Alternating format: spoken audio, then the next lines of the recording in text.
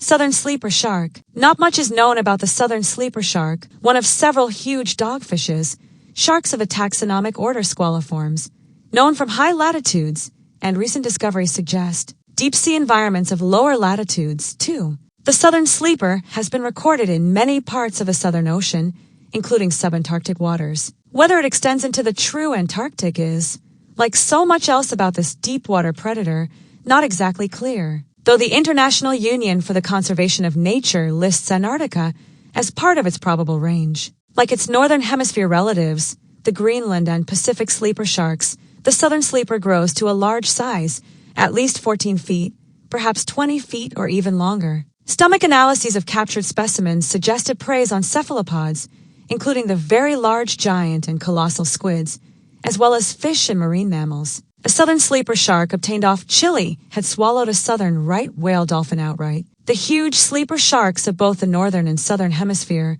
while apparently normally sluggish swimmers, seem capable of bursts of speed to ambush pinnipeds and small colossal squid. We've already mentioned the colossal squid as a prey item of the southern sleeper shark and the sperm whale. Notably, though smaller individuals might also be taken by elephant seals. But that's not to diminish the magnificence of this organism, heftiest of the cephalopods and indeed of all invertebrates. Bulkier than its better-known relative the giant squid, the maximum size of a colossal squid is not exactly established, though it surely can exceed 30 feet in length and 1,000 pounds in weight. Given the paucity of actual specimens ever captured, estimates of the colossal squids have largely come from the squid beaks recovered from sperm whale stomachs. Vulnerable as they are to sharks and whales, full-grown colossal squid are imposing predators in their own right. Combining that great size with the crushing beak and arms and tentacles that come barred with hooks, they likely feed predominantly on fish, as well as smaller squid and other marine invertebrates down in the dark depths. It's easy to envision dramatic Kraken-esque exploits when pondering the size of a colossal squid, but in truth, this biggest of cephalopods poses no risk to human beings.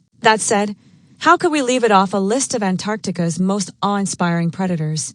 Antarctic fur seal. A number of fur seal species inhabit the Southern Ocean, the most southerly of all being the Antarctic fur seal, most abundant in subantarctic reaches.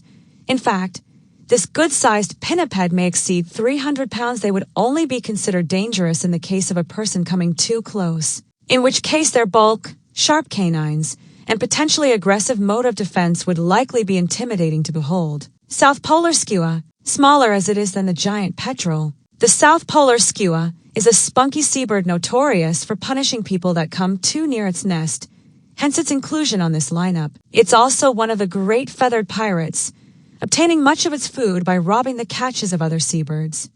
Southern giant petrel. In truth, the southern giant petrel doesn't pose much of a risk to human beings, though it must be said that if one wanted to, it could do some real damage to a person. After all, this is among the biggest and most formidable of all seabirds, sometimes exceeding 10 pounds, spreading wings more than 6 feet from tip to tip, and possessed of a massive hooked bill. The southern giant petrel, which breeds in places on mainland Antarctica, as well as subantarctic islands and the lower reaches of the southern continents, employs that big beak to take prey ranging from fish and squid to other seabirds, as well as vulnerable pinniped pups. It's a testy bruiser of a bird indeed,